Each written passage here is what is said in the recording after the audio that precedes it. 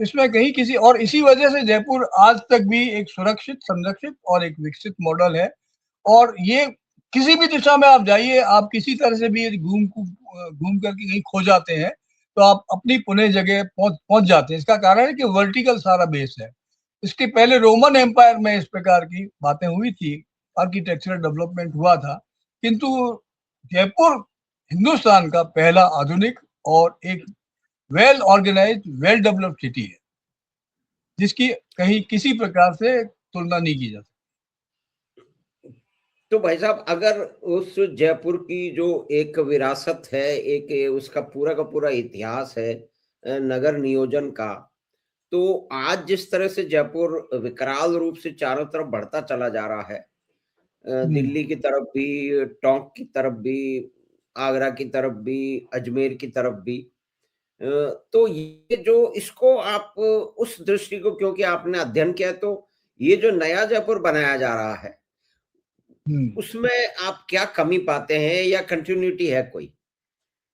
क्योंकि मैं जैसे तो आप मानता हूँ, मैं ये माधव सिंह जी, बहुत मेरा अपना विचार ये हो सकता है, विद्वान इस पर अलग विचार करते होंगे क्योंकि मैं आर्किटेक्चर का आदमी नहीं हूँ, किंतु मेरा अपना अनुभव और विचार और जो मैं लोगों से बातचीत करता हूँ उसके आधार पर ये बात कहना चाहता हूँ कि जयपुर आजादी के बाद में जब राजधानी बन गया, पहले निश्चित था कि जयपुर राजधानी बनेगा, किंतु जब सभी प्रकार की परिस्थितियों को देखते हुए और सभी प्रकार की संभावनाओं को देखते हुए और दिल्ली की नियरेस्ट पोजीशन को देखते हुए, स्ट्रेटेजिकल देखते हुए, विकास के मॉडल्स को देखते हुए, सिविल हमारे जो दस्तावेज थे उनको देखते हुए, स्ट्रेटेजी और प्लानिंग को देखते हुए, जब जयपुर को हमने राजधानी के रूप में स्वीकार कर लिया तो इसकी प्लानिंग नए तरीके से हुई।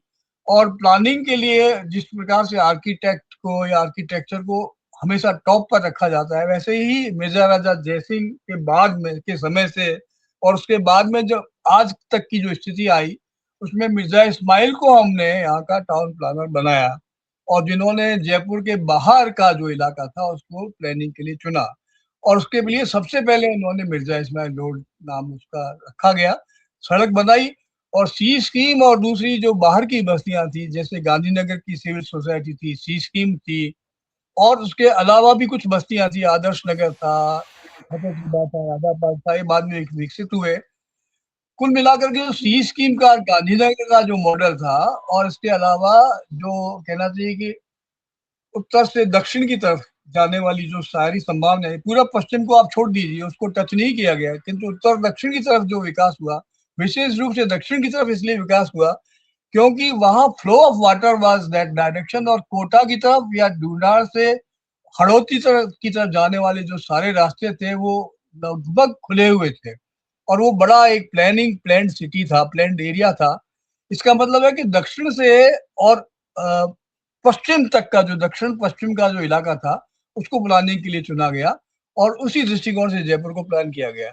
किंतु मैं मानता हूं कि उस प्लानिंग को बहुत गंभीरता से आगे विकसित नहीं किया गया और जयपुर की वास्तु कल्पना या वास्तुकारों द्वारा जो बाद में आर्किटेक्चरल डेवलपमेंट हुआ, वो केवल जमीनों के सौदेबाजी में, पॉलिटिकल कारणों से और सारा का सारा भ्रष्टाचार से इसका विकास हुआ। न कोई सड़कों का समयगत ढंग से निर्माण हुआ, न वाटर फ्लो का सिस्टम कोई तय किया गया, न किसी प्रकार से नालियां खोदी गई, न नगर के लिए कोई पानी के निकास की व्यवस्था की गई। यहाँ तक कि ढूंढार से जो पानी आता था, जो नदी थी और जो बहती थी, वो भी गंदी नाले में कन्वर्ट हो गई और जयपुर एक बदबूदार ऐसा शहर बन गया, अब व्यवस्थित शहर बन गया जिसकी कोई प्लानिंग नहीं थी। और बाद में लगातार बाद की जो शासन व्यवस्था थी उसने जमीन के सौदेबाजी की, भ्रष्टाचार में इस जयपुर का विकास हुआ और न एजुकेशन, न शिक्षा, न संस्कृति, न विज्ञान, न किसी और प्रकार के व्यावसायिक दिशा में जयपुर का विकास हो सका। इसका कारण यह है कि totally unplanned, haphazardly developed city after independence. जी भाई साहब, तो जैसा आप बता रहे हैं कि आज से इतने साल पहले 1727 के आसपास जो विजन, जो दृष्टि और जो भविष्य की परिकल्पना, जो वैज्ञानिक विचार और झुकाव जो उस समय के राजाओं में दिखा, वो आज वो विरासत कहीं खो गई है, ऐसी भूल-भुलैया में खो गई है कि कई बार 5-5 किलोमीटर 15 किलोमीटर की यात्रा में 2 घंटे लग जाते हैं। बिल्कुल सही यानी कह कि रहे हैं आप। कुल मिला के देखिए 7 या 8 किलोमीटर, यानी कि ये टाउन प्लानर जो बैठे हुए हैं और जिस हुँ, तरह से गाड़ियों की मतलब पब्लिक ट्रांसपोर्ट जो है ना, वो आज तक मिस कर रहा है। जो पहले-पहले भी आप देखिए कि पहले तो तांगे चलते थे, मतलब ऊँट चलते थे, ये इस तरह की, और जनसंख्या भी बहुत कम थी। तो भी इतनी चौड़ी सड़कें रखी गई कि वो आज भी मतलब अपना प्रभाव दिखा रही हैं। और बिल्कुल सही आज कह रहे के हो आप। हमारे ये जो देखिए कि आर्किटेक्चर और इंजीनियरिंग के बैकग्राउंड से निकले हुए लोग हैं, हुँ, उनमें वो दृष्टि, वो क्योंकि एक तो बात ये है कि एक एक व्यक्ति होता है, एक मतलब राजा को अगर देखा जाए तो एक व्यक्ति है, वो अपने आगे का भी भविष्य भी देख रहा है और कैसे जी, उसका शहर विकसित होगा वो अपने घर की तरह से देख रहा है। तो जी। ये ठीक है कि परिवर्तन हुआ, समय के साथ में प्रजातंत्र आ गया। लेकिन इस प्रजातंत्र में वो जो दृष्टि है, वो कहाँ ओझल हो गई? आपने इतना गहन अध्ययन किया है, तो शायद आपके भी ये सामने प्रश्न आए होंगे। मेरे ख्याल में आपको ये पता ही होगा और सभी लोग जानते हैं कि जब भी किसी शहर का निर्माण होता है, तो सबसे हुँ, पहले जो टॉप व्यक्ति होता है, देखिए हमारे यहाँ चाहे कैसी भी कोई भी व्यवस्था पूरे विश्व स्तर पर रही हुई है, किंतु ऑर्गेनाइजेशनल सेटअप में आर्किटेक्ट जो है या आर्किटेक्चर जो है या वास्तुविद जो होता है, जो नगर का नियोजक होता है या नगर निर्माता होता है, उसकी हैसियत किंग से किंग के पैरेलल होती है। किंग किंग के बाद उसी को रखा जाता है। यानी ऑर्गेनाइजेशनल सेटअप में विश्व के सभी स्तर की एडमिनिस्ट्रेटिव फैकल्टीज़ में, व्यवस्थाओं में नगर नियोजक जो है वो किंग के पैरेलल एक बड़ी शक्ति होती है और उस पर पूरा का पूरा नगर के आधारभूत सारे जो मूल्य हैं, जो विकसित मॉड्यूल्स हैं वो उसके उस पर टिके हुए होते हैं। He is a most privileged person और उससे उसके आधार पर उसकी कल्पना के आधार पर सारी नगर की व्यवस्था आके विकसित करती है।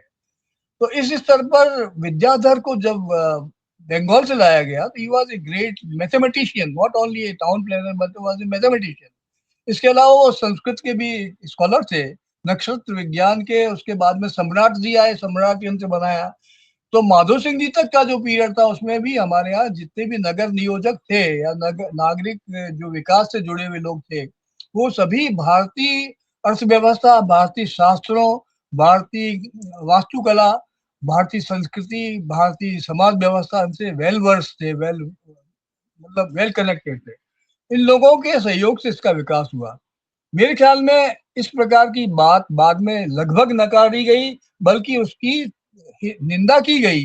उन्हें आउटराइटली रिजेक्ट किया गया और ऐसे लोगों को एक नगर प्लानिंग से जोड़ दिया गया जिनकी कोई पृष्ठभूमि नहीं थी। यदि थोड़ी बहुत कोई किसी के पास होता है डिग्री हो, किसी ने सिविल इंजीनियरिंग कर रखी हो, किंतु हमारे यहाँ के डिपार्टमेंट में अधिकतर सिविल इंजीनियर थे। कोई नगर प्रवक्ता है, नगर का टाउन प्लानर बड़ा कोई ऐसा नहीं था जिसकी दूरदृष्टि हो या जिसका इरादा बहुत मजबूत हो या जो कि किंग की या किंग साइज का आदमी हो।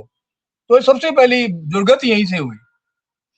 नगर प्लानिंग में, नगर के विकास में, नगर नियोजन में, शिक्षा में, संस्कृति में, कला में, विज्ञान में हमारे यहाँ जिन लोगों को जहां से लाया गया, जहां बैठाया गया, जिस जगह रखा गया, जो कार्य दिए गए, वो लगभग अदूरदर्शी परिणामों को की तरफ ले जाने वाले थे और जिसने हमारे सारे के सारे विकास का चकनाचूर कर दिया, यानी कूड़ेदान में फेंक दिया।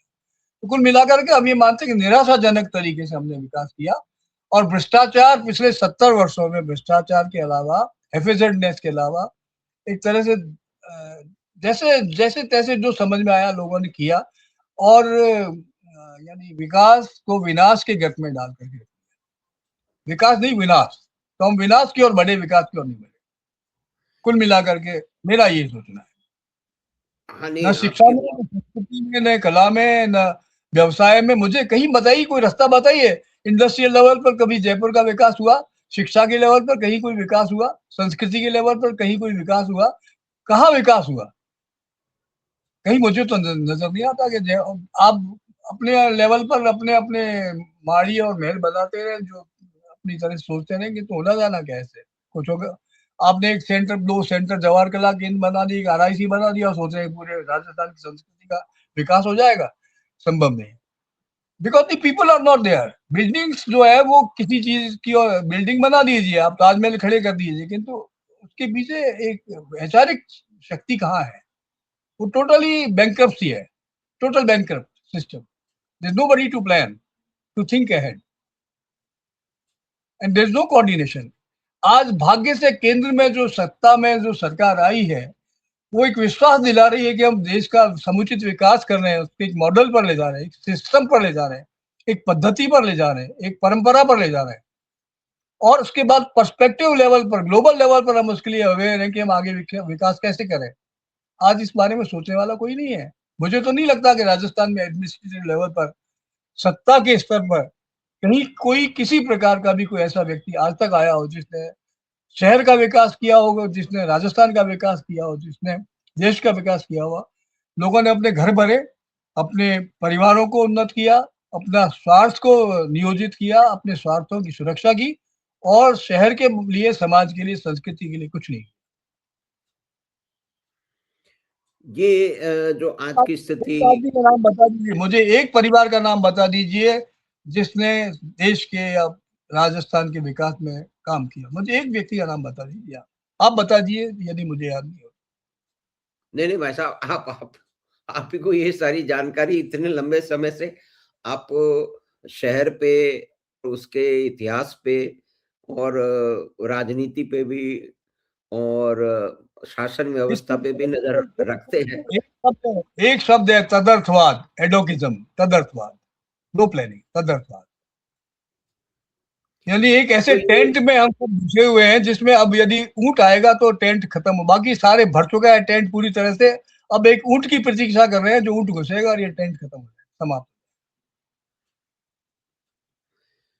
तो एक मतलब हमने, आपने समझाया कि आमेर से जो शुरुआत हुई, उसके बाद में फिर जयपुर का 18वीं सदी में 1727 के आसपास में जयपुर की स्थापना हुई।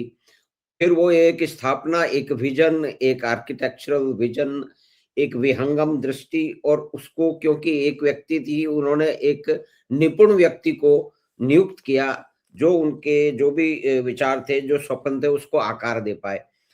लेकिन